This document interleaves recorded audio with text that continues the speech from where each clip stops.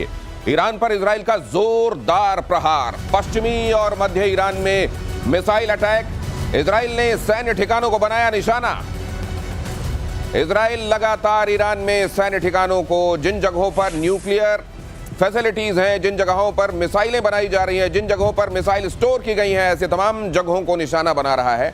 और यहां आप लगातार देख रहे हैं ऐसे ही इलाकों को, जगहों को जहां पर वो इनको निशाना बना रहा है। ऐसा ही एक और टारगेट आज भी यहां उड़ा दिया गया। अगली खबर देखिए, ईरान पर इजराइल का जोरदार प्रहार, पश्चिमी और मध्य ईरान में मिसाइल अटैक, इजराइल ने सैन्य ठिकानों को बनाया निशाना। ईरान ने इधर बैलिस्टिक मिसाइलें दागी। आज भी सुबह का लगभग वही वक्त था कल जैसा।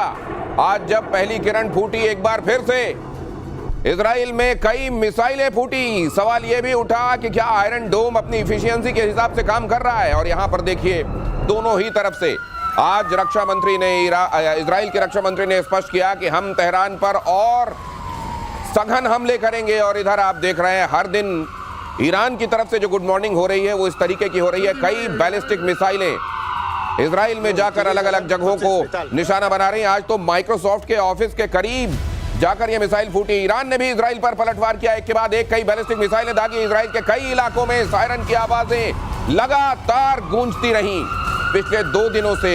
अगर आप एट्रिशन मतलब नुकसान किसको कितना हुआ है इसको कंपेयर करें तो 5 दिन तक ऐसा लग रहा था कि इजराइल पूरे तौर पर डोमिनेट कर रहा है। लेकिन अचानक ये लगने लगा है कि क्या तस्वीर बदल रही है। और यहां निश्चित रूप से अब लोगों के दिमाग में ये भी उमड़ घुमड़ रहा है कि अमेरिका, ये 2 हफ्ते की बात, कई लोग तो ये भी कह रहे हैं, जैसे अगर आप पश्चिम के अखबार पढ़ें, वॉल स्ट्रीट जर्नल जिसने पहली बार ये कहा कि शायद अब अमेरिका भी इसमें इन्वॉल्व होगा, ट्रंप ये मूड बना रहे हैं। इसमें यह भी कहा गया कि 2 हफ्ते का वक्त, ये 2 हफ्ते, कई लोग ये भी कहते हैं कि ट्रंप के बड़े फेवरेट है, अक्सर वो जब मियाद मांगते हैं तो 2 हफ्ते की बात करते हैं। एयर मार्शल पीके श्रीवास्तव मेरे साथ आज यहाँ इस चर्चा में जुड़ रहे हैं। और कर्नल साहब, बहुत स्वागत है आपका। शैलेंद्र सर भी मेरे साथ जुड़ गए हैं, अक्सर वो खबर का सीरियस पहलू आपको समझाते हैं। मेजर गौरव आर्य मेरे साथ जुड़ रहे हैं, बहुत स्वागत है सर। जहां जिस डेस्टिनेशन से भी आप जुड़े हुए हैं, we are missing you in the studio. लेकिन पहले तो मैं ये जानना चाहता हूं कि ये नाप जोख, ये जो पलड़ा ऊपर नीचे हो रहा है दोनों का, ये इसमें अब आखिरकार क्या अगले 2 दिनों 3 दिनों में कुछ सिनेरियो बदलेगा या इसी तरीके से गुड मॉर्निंग होगी ईरान की तरफ से? देखिए, मुझे ऐसा लगता है कि अब धीरे धीरे आप देखेंगे करीब 3-4 दिन के बाद कि ईरान के जो हमले हैं इजराइल के ऊपर, वो हल्के पड़ने शुरू हो गए हैं। देखिए, इनकी सप्लाई काट दी है। ईरान जो भी बनाता था वो भी खत्म हो रहा है। इजराइल की सप्लाई चालू है। वेस्टर्न वर्ल्ड पूरा का पूरा सप्लाई कर रहा है हथियार। तो देखिए, इजराइल की जो सप्लाई चेन है वो बरकरार है, लेकिन ईरान की सप्लाई चेन कट चुकी है। कोई जहाज नहीं उड़ रहा वहां पे। एक चाइनीज, आपने बताया था कल परसों अपनी शो पे कि एक चाइनीज जहाज बेचारा गरीब सा वहां पे आके लैंड करा है, तो क्या ही दे गया होगा मेजर साहब। लेकिन जैसे 2-3 और उड़े हैं चाइना से और अचानक रेडार से गायब हो गए जैसे ईरान के पास पहुंचे।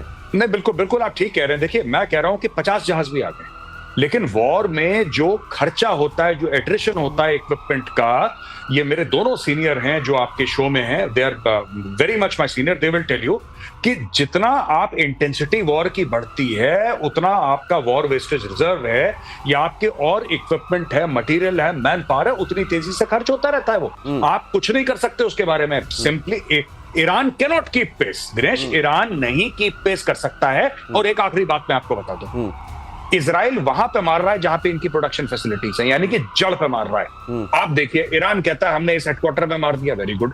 ईरान कहता है हमने इस अस्पताल में मार दिया, एक्सीलेंट। हमने ये बिल्डिंग में मार दिया, यहाँ पे सॉफ्टवेयर हो रही। अरे, जहां पे इजराइल के हथियार एक्चुअली डेवलप हो रहे हैं, जहां पे उनकी न्यूक्लियर साइट्स हैं, वहां पे कितने अटैक करे कोई ये भी तो बताया हमें। ईरान वो भी तो, और आज इन्होंने कोशिश करी थी ईरान के फॉरेन मिनिस्टर को मारने की, बेचारा बच गया। नहीं, वहां से ईरान ने डिक्लेयर कराया। ईरान से एक और स्टेटमेंट आया सर, जिसमें कहा गया कि हमारी न्यूक्लियर फैसिलिटीज को कोई नुकसान पहुंचा ही नहीं है। ये जाते हैं ऊपर बम मार के आ जाते हैं। मुझको लगता है एयर मार्शल पीके श्रीवास्तव ये असल में ये कह रहे हैं कि नहीं, और मारो, यही जगह यहाँ पर और मारो। अब देखो दिनेश, पहली बात तो जो गौरव ने बोला है कि जिस तरह के 2-3 जहाज वहाँ गए हैं, उनकी जो टनेज है और जिस तरह के मिसाइल्स को इनकी ज़रूरत है, कम से कम बैलिस्टिक मिसाइल्स में SRBM की ज़रूरत है, IRBM की ज़रूरत है, MRBM की ज़रूरत है, वो बहुत भारी मिसाइल्स होती हैं। एक एक मिसाइल का वजन जो है 18-20 टन के आसपास होता है, उसमें कितनी आ सकती है, तो वो नहीं आ रही। इसका मतलब मिसाइल की सप्लाई और लॉन्चर्स, जिस तरीके से इजराइल लॉन्चर्स को अटैक कर रहा है, लॉन्चर्स नहीं रहेंगे, 2/3 खत्म हो चुके हैं। उसकी सूचना आ चुकी है, सप्लाई कम हो रही है। और आपने देखा जो वेव शुरू में आई थी, उसके बाद अब इक्का दुक्का आ रही हैं। और सबसे बड़ी बात जो गौरव ने कही है कि वो मार रहे हैं निशाना सिविलियन इंफ्रास्ट्रक्चर पे, और ये मार रहे हैं जड़ में। जो चाणक्य नीति है ना कि जड़ में मट्ठा डालो, जब मट्ठा डालोगे आप तो कुछ निकलेगा ही नहीं। तो एक महत्वपूर्ण बात यह भी कि अगर आप ये सोचते हैं कि बहुत बड़ा जखीरा ईरान के पास खुद का, अगर सप्लाई नहीं भी होती है तो लॉन्चर कहां से लाएंगे? अगली खबर देखिए कर्नल साहब, उसके बाद आपके पास आने वाला हूं। इजराइल के बीरशेबा शहर में मिसाइल अटैक, लगातार दूसरे दिन मिसाइल अटैक हुआ। माइक्रोसॉफ्ट बिल्डिंग के करीब गिरी मिसाइल, कई कारों में आग लगी, 6 लोग जख्मी, और ये तो आज पूरे दिन छाया रहा माइक्रोसॉफ्ट के करीब यहां पर ये जो हमला हुआ है। लेकिन इस तरीके के कई जगहों पर जाकर आज फिर से मिसाइलें गिरी हैं।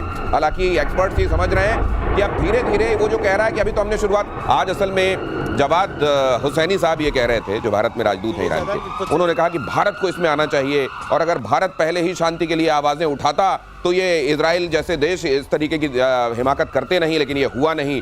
अभी भी हम ये कह रहे हैं कि हमारे पास बहुत सारी गोपनीय ताकत है जिसके बारे में हमने विश्व को बताया नहीं है, और दुनिया की भलाई इसी में है कि हमको और न छेड़ा जाए। जय हिंद, नमस्कार दिनेश जी। आजकल आप ना सीरियस वाले पार्ट आप ले लीजिए, गंभीरता मैं ले लेता हूँ। लीजिए प्लीज। गंभीर बात ये है अब कि जो ये 2 सप्ताह का टाइम और पिछले कुछ दिन को अगर आप एवेलुएट करेंगे, ये आपको मैंने उस दिन भी कहा था जिस दिन आपने बात करी थी कि ईरान ने बोला कि हमने F-35 गिरा दिए, याद है? मैं कहा जी आपने 2 गिराए, आपने 3 गिराए, आपका क्या गिरा आपको पता ही नहीं चला। देखिए, जो इजराइल और ईरान के टारगेटिंग में जो फर्क है, आप देखते जाइए, न्यूक्लियर की जगह आपकी मार दी, मिलिट्री इंस्टॉलेशन मार दिए, आपके साइंटिस्ट मार दिए, आपके लीडर्स मार दिए, आपके यहाँ एक वैक्यूम क्रिएट कर दिया। सबसे बड़ी बात, आपकी वो जो स्ट्रैटेजिक रिफ्यूलिंग पावर के जो पॉइंट्स हैं वो आपके डिस्ट्रॉय कर दिए। आपने बदले में क्या किया? आपके पास सिर्फ एक चीज थी, ईरान, क्या जी हमने टेल अवीव के ऊपर 10 बम गिरा दिए, 20 बम गिरा दिए, 30 बम गिरा दिए। हुआ क्या? बात ये है कि असल में किसका ऑब्जेक्टिव, जो फाइनल ऑब्जेक्टिव तय किया गया है वो सर्व हो रहा है। इजराइल पर ईरान का जबरदस्त ड्रोन अटैक। इजराइल ने ड्रोन को हवा में रोक लिया, नौसेना और वायुसेना ने रोके ये सभी ड्रोन्स। यहां पर ड्रोन के जरिए भी हो रहा है। ड्रोन कई जगह और छोटी मिसाइलें इसलिए भी भेज दिए जाते हैं ताकि वहां एयर डिफेंस को एंगेज किया जा सके और बड़ी मिसाइलें भेजी जा सके। एडिशन की चर्चा दोनों तरफ हो रही है, कितना खर्च हो गया दोनों तरफ से, हर एक दिन वॉर में कितना खर्च दोनों कंट्रीज कर रही है इसका भी जिक्र हो रहा है, किसकी हालत ज्यादा खराब हो रही है इसका भी जिक्र हो रहा है। लेकिन एक बात और कही गई मेजर गौरव आर्य, और ये भी जवाद हुसैनी ने कही कि जिस तरीके से न्यूक्लियर की बात छोड़कर ज्यादा ये कह रहे हैं कि वहां हम लीडरशिप को हटाकर अपनी तरह की लीडरशिप एस्टेब्लिश करना चाहते हैं। इनका असल में शुरू से मकसद यही है, क्योंकि हमने तो ये स्पष्ट कर दिया था कि न्यूक्लियर हम बनाने का इरादा भी नहीं रखते। देखिए, जब तक आप सांप का सर नहीं काटेंगे तो कुछ नहीं बदलेगा। अगर ये कहते हैं कि न्यूक्लियर नहीं बनाएंगे, तो ये तो कई बार 10 बार पहले भी कह चुका है ईरान फिर चोरी से बनाता है। इसीलिए इस बार राइजिंग लायन जो है, राइजिंग लायन पुराना झंडा है, जैसे कि कल हमने शो में बताया था। राइजिंग लायन जो ऑपरेशन है वो एक्चुअली ईरान का शाह के जमाने का झंडा है। तो ये शाह के रूल को वापस लाना चाहते हैं, और ये रेजिम चेंज ऑपरेशन है, ये मुंह पे बोल रहे हैं। इसमें कौन सी ढकी छुपी बात है? वो तो सामने मुंह पे बोल रहे हैं इजरायली कि भाई इसको निपटाना है। और जहां तक ये खमेनेई की बात है, इन्होंने मुंह पे ये बोला है कि हमें इसको निपटाना है, इसकी हत्या करनी है। साफ सीधी बात है। They say we want to kill him. अब इससे ज्यादा स्पष्ट कोई क्या हो सकता है कि ये कहते साहब न्यूक्लियर हम नहीं बनाएंगे। न्यूक्लियर तो बना रहे हैं। इनका अमाद प्लान था, अमाद प्लान इन्होंने बंद कर दिया जब इनको ये लगा कि अमेरिका ने इराक को इन्वेड कर दिया। इन्होंने बोला साहब हम तो बगल में, कहीं हम भी निपटा दिए जाएंगे। तो तब से ये बात चल रही है। फिर ये डुअल टेक्नोलॉजी की बात आप ये कह रहे हैं कि इसमें कोई ऐसी बड़ी डिस्कवरी करके वो नहीं लाए हैं। एक्चुअली ऑब्जेक्टिव ये था, और अगर वो कह रहे हैं तो एक्चुअली उनको लेट रियलाइजेशन हो रहा है, होना यही था। अगली खबर आपको बता दूं, उसके बाद आ रहा हूं। इजराइल का ईरान के परमाणु सेंटर पर अटैक। इजराइल की बमबारी से तेहरान भी कांपा। परमाणु ठिकाने पर अटैक से भड़का ईरान। ईरान की सिक्योरिटी काउंसिल से एक्शन की मांग। ये देखिए जरा क्या हो रहा है यहाँ, तेहरान देख लीजिए। और ये एक न्यूक साइट है, और वहां पर हमले के बाद ये धुआं कहते हैं बहुत देर तक वहां मंडराता रहा। हालांकि अब ये मशरूम जैसा दिख रहा है कि नहीं, ये फैसला आप कीजिए। आइए ये आपको ये बताएगा कुछ दिनों में कि हाँ रेडिएशन है कि नहीं। सर ये खतरा तो बना हुआ है ना लगातार। ऐसा होता है ना, किसी भी ऐसे साइट पर बहुत सारे केमिकल्स होते हैं और बहुत सारे पायरोफोरिक आइटम्स होते हैं। ये क्या है सर, पायरोफोरिक? जो आग से जल पड़ते हैं। अच्छा। तो इन्फ्लेमेबल। हाँ, ये ज्वलनशील, ओके। ज्वलनशील, तो हाँ। ये उस तरह के आइटम्स हैं। हाँ। और ये जब भी आप हिट करेंगे खास जगह पे, आपको वो सब उड़ जाएंगे। जैसे बता रहे थे, आपको सेंट्रीफ्यूज चाहिए, आपको कॉमन हॉल चाहिए, आपको सारे वैक्यूम चैम्बर चाहिए, सब चाहिए, तो वो सारे उड़ रहे हैं, खत्म हो रहे हैं। अगर आपके पास अभी भी वेपन ग्रेड 60% 100 किलोग्राम यूरेनियम है भी, तो उसको बनाएंगे कैसे? और एक बात है, कई बातें आ रही हैं कि ये बना सकते थे, नहीं, लेकिन एक बात ये कही जा रही है कि वेपन ऑफ मास डिस्ट्रक्शन की बात करके जो इराक का हवाला कर दिया गया, जो हाल कर दिया गया था, उसी तरीके से यहाँ न्यूक करके ये वही कर रहे हैं। और ये क्या ये ठीक है? इस पर आता हूं, लेकिन ये खबर बता दूं, ईरान को लेकर अमेरिका का बहुत बड़ा दावा। व्हाइट हाउस की प्रेस सचिव कैरोलिन लेविट का बयान, खबर फ्लैश कीजिए जल्दी से। परमाणु बम बना सकता है ईरान कुछ ही हफ्तों में।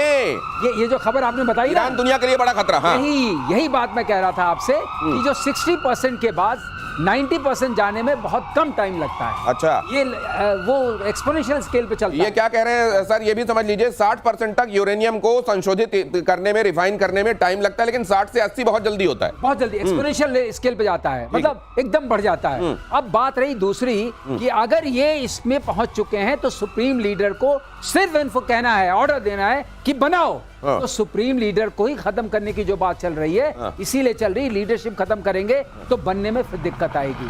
टेक्निकली जो था वो ऊपर की नहीं लीडरशिप, तो वो लॉबी जो हमेशा ये कहती है कि देखिए ये वेपन ऑफ मास डिस्ट्रक्शन कर करके इन्होंने क्या हाल किया वहां, इसी तरह न्यूक्लियर करके यहाँ ईरान को और वहां की लीडरशिप को निपटाने में लगे हैं, वो तो और मुखर होकर बोलेंगे आइंदा। कर्नल ज्यादा बड़ी बात यह है कि ईरान ये कभी डिसोन नहीं करता कि जो उसके पास एक एग्रीमेंट के तौर पर 7% जो एनरिचमेंट अलाउड है उसको इलेक्ट्रिक पॉइंट ऑफ व्यू से, वो उसको डिसोन क्यों नहीं करता?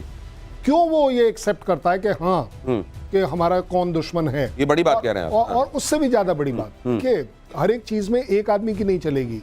अकेला यूएस बोले कोई बड़ी बात नहीं। कौन सी घटना, आप अपने दिल पर हाथ रख के बोल दीजिए, क्या ईरान नहीं बना रहा होगा? और अगर नहीं बना रहा होगा तो इससे बड़ी बेवकूफी नहीं कर रहा होगा। देखिए, ईरान का बेसिक एजेंडा हमेशा से ये रहा है कि अगर न्यूक्लियर वेपन जो हैं वो डेटरेंस के हैं, जिस दिन हमारे पास ये डेटरेंस आ गई, इजराइल और यूएस मेरे ऊपर नहीं आएगा। तो डेटरेंस के ये हथियार होने ही चाहिए, वरना उतना एनरिच कर क्यों रहे हो भाई? 7% रखो, अगर उससे बिजली बनानी है तो। ईरान का न्यूक्लियर पावर प्लांट सेफ है, ये दावा किया गया। रूस और ईरान दोनों ने किया दावा। रूस ने कहा बुशर एटमी पावर प्लांट में स्थिति सामान्य, तो वहीं ईरान ने कहा है कि एटमी स्थलों पर इजराइल हमले अब प्रभावी हुए हैं। मेजर साहब, एक बात और आ रही है सामने।